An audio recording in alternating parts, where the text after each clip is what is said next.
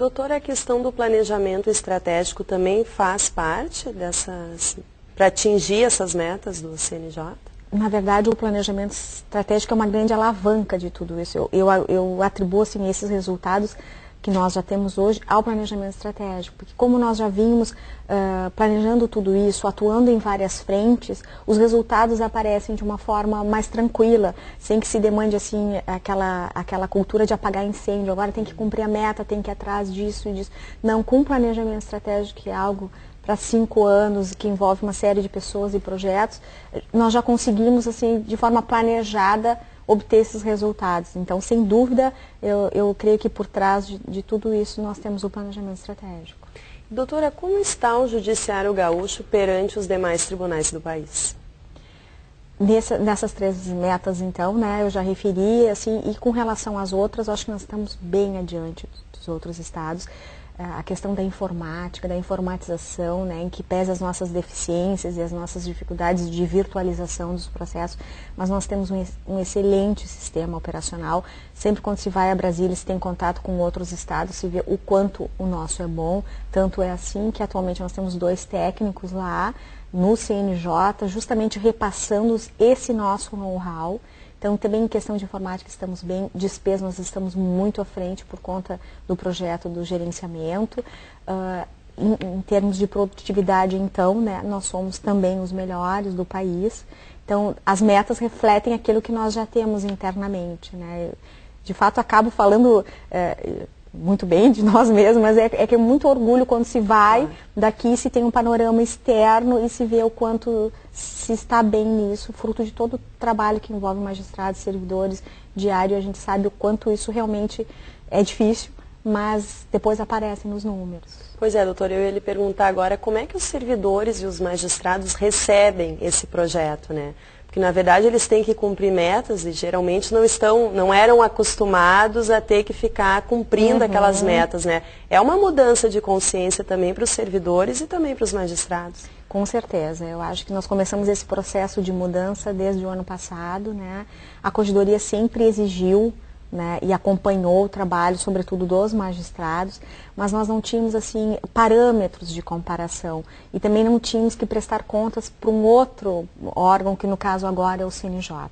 Então eu acho que isso num primeiro momento impactou, gerou uma certa resistência, mas na medida em que se conseguiu desenvolver ferramentas que fizessem com que eles conseguissem acompanhar isso, hoje serve como motivador. E se houve isso, assim, de forma reiterada de magistrados e servidores, que bom que agora funciona assim, agora eu posso planejar e eu vejo o resultado, e eu vejo o quanto isso é bom e como é gratificante. Então, acho que nós já estamos num processo de efetivo aculturamento. Já os servidores já estão trabalhando assim, estão gostando, magistrados também. Eu acho que o pior momento já passou. Se trabalha com a questão de promoção também, em função, porque com certeza algumas varas estão tendo que às vezes trabalhar mais do que antes para cumprir alguma meta ou outra. Como é que é essa recompensa ao trabalho? Em termos dos magistrados que então têm a carreira, né? Então toda essa produtividade e empenho é medido na hora de análise de promoções, né? E dos servidores de primeiro grau estamos finalizando, né, o nosso plano de carreira e eu creio que isso também vai servir de estímulo para depois ter acesso aos próximos degraus da carreira dos servidores. Além disso, eu creio que o maior estímulo assim, é a própria equipe colher os frutos daquilo que se propuseram, né? Ter metas significa demonstrar de forma assim, racional, medida, o fruto do meu trabalho. Eu acho que é isso que numa equipe assim traz os melhores resultados. Inclusive o reconhecimento fora do Estado, né, doutora? Exatamente. Por isso da necessidade de compartilhar isso com todos, né? Assim, desse orgulho que às vezes eu por estar lá sinto, né? Na verdade é de todos nós e qualquer um que estivesse no meu lugar sentiria da mesma forma. Que bom que nós estamos conseguindo manter isso, porque isso também não é novo. Nós tivemos sempre uma atuação destacada, né? A nossa justiça. Então continua assim. Que bom que continua assim e é fruto do empenho de cada um que está lá, seja fazendo atendimento na porta daquele cidadão que está chegando para uma audiência nervoso e tal, do escrivão que está lá envolvido com os processos, com toda aquela burocracia, não pode errar porque um erro às vezes prejudica. Do magistrado que tem então a função final de decidir, que talvez seja a mais difícil, assim, que também tem empenho e se dedica a isso, né? Todo esse trabalho é reconhecido nacionalmente, é muito gratificante isso. Eu acho que cada um tem que se sentir responsável por isso. Doutora, de que forma a corregedoria leva esses resultados para os servidores? Se tenta fazer, então, a divulgação, se faz, né, a divulgação através da imprensa, né, dos nossos canais de comunicação interno, e também o nosso presidente tem feito isso de uma forma reiterada, externamente apresentar os resultados para a sociedade, porque isso faz com que os efeitos disso se disseminem em todo o estado. Então, daqui a pouco estou numa comarca do interior e tem uma entrevista com o nosso presidente dizendo os resultados foram esses. Eu também me sinto responsável por estar lá e ser parte dessa justiça que conseguiu esses resultados.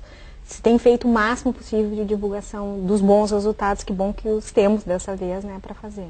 Inclusive para a sociedade conhecer também qual é a realidade da justiça, né? Muitas vezes reclama, eu não consigo, meu processo demora muito tempo.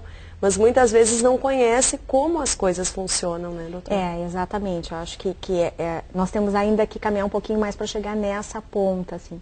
O fato é que tem um hiato entre eu como cidadão que quero a prestação de um serviço e sempre nesse papel eu estou muito angustiado e tenho muita pressa para resolver aquele meu problema e todo o arcabouço legal, jurídico e administrativo até o judiciário dar essa resposta. Então, esse ato é inevitável. Eu sempre vou achar que o meu processo demorou mais do que deveria, que a decisão deveria ter vindo, se pudesse, na hora, com o juiz ali. Vamos imaginar um acidente de trânsito, eu gostaria de sair de tudo resolvido, amanhã já receber tudo e tal. Esse ato existe.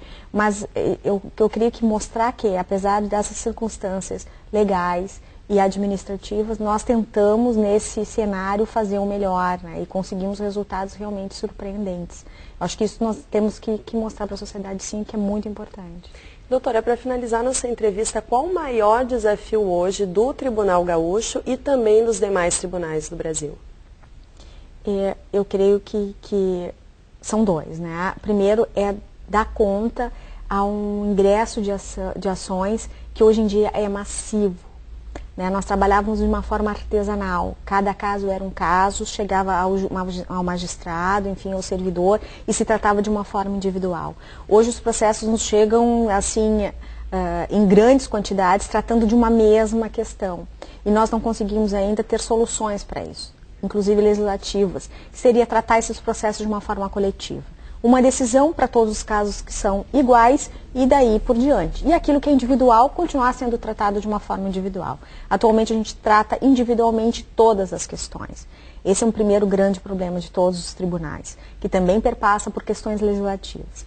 O segundo, eu creio que é a virtualização, né? Por ser algo realmente caro e de difícil operacionalização, mas que, por outro lado, poderia nos dar assim, uma grande recompensa em termos de celeridade, né? É o segundo desafio que nós temos que vencer. Eu acho que esse está mais ao nosso alcance, né?